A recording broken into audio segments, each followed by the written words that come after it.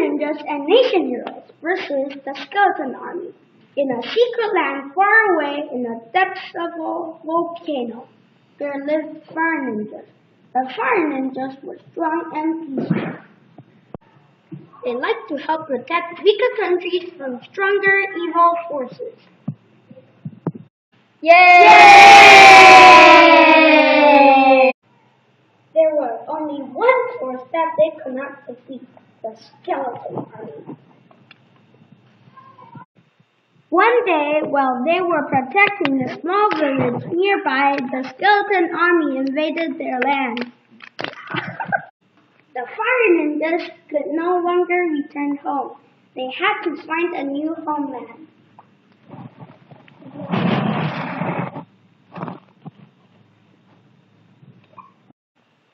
They had heard stories about a plant nearby called Victory, where nation heroes of various elements, earth, wind, fire, and water existed. They had a reputation for being incredibly powerful and protecting the people on Earth. Their strength came from ancient techniques in fighting that they learned from their fathers and their fathers' fathers before them. Long ago, they were the only species to survive the destruction of their planet Rockspur, taking with them the strongest weapons they had. Each hero has a special ability. While the Fire Ninjas were a powerful force on their own planet Spaghetti, they were no match for the powers of the Nation Heroes. As they jumped onto their tornado dragons to begin their journey, they began to have many doubts, worries, and concerns. What if the Nation Heroes are mean? What if they misunderstand and think we are trying to invade Neptune and they try to destroy us when we arrive? What if the Nation Heroes make fun of us for being smaller and not as powerful? What if we can't find enough food or a place to live? What if the Nation Heroes throw us in jail?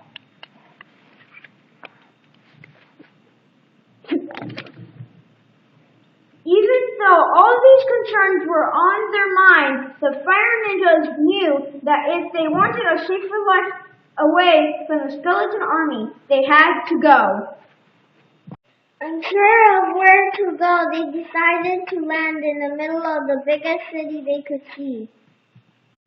As they sat on their tornado dragons looking around nervously, they were suddenly surrounded by different colored fireballs. The leader of the Fire Ninjas explained their situations to the fireballs in hopes that they would be willing to help them. The fireballs told them to follow them to the Nation Heroes' ice castle.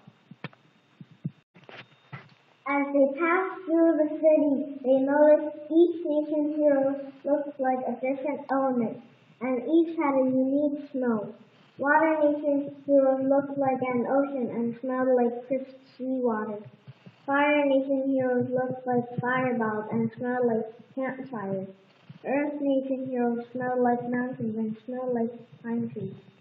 And Wind Nation Heroes smelled like blowing glass and smelled like rain. The air smelled fresh and clean. Good smelling fruit filled the air. When they finally arrived at the capital, they met the most powerful nation hero of all, Captain Reykjavik, whose powers combined all the planet's elements together. After listening to the Fire Ninja story about their own planet, Captain Reykjavik invited them to stay on Ripshield with them as long as they agreed to help train the young Nation Heroes and Fire Ninjas together. Then they would know the techniques of both of Fire Ninjas and Nation Heroes. After the agreement, he invited them to share a delicious feast with him.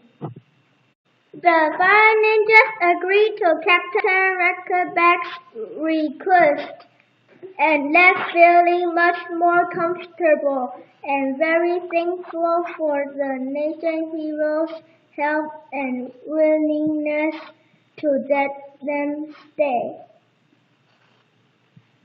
They followed the fireballs to their new home. For the next 3 years, they worked hard, training each other in their own special techniques.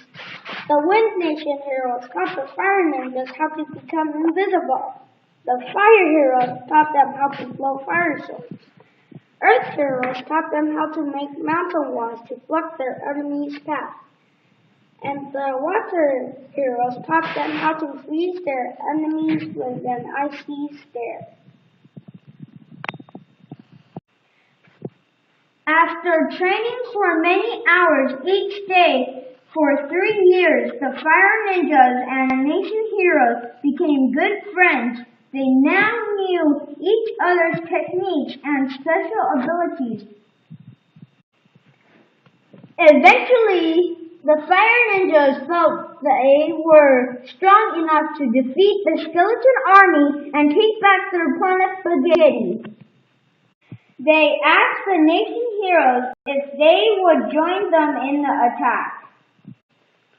The Nation Heroes agreed, and they strapped on their jetpacks and followed the Fire Ninjas back to their planet. When they got to their planet Spaghetti, the Fire Ninjas became invisible and used their fireballs to fight against the skeleton army. They used all their superpowers to attack them. In the end, the king of the skeleton army tried to defeat them with his gigantic ball of darkness. Although the Fire Ninjas and Nation Heroes couldn't see where they were going, they could hear the evil laugh of the skeleton army's king. The Fire Ninjas and Nation Heroes decided to work together to combine their power to resist the darkness. With their powers combined, they created the strongest fireball they could, which with a thundering boom, killed the skeleton king and defeat the rest of the skeleton army.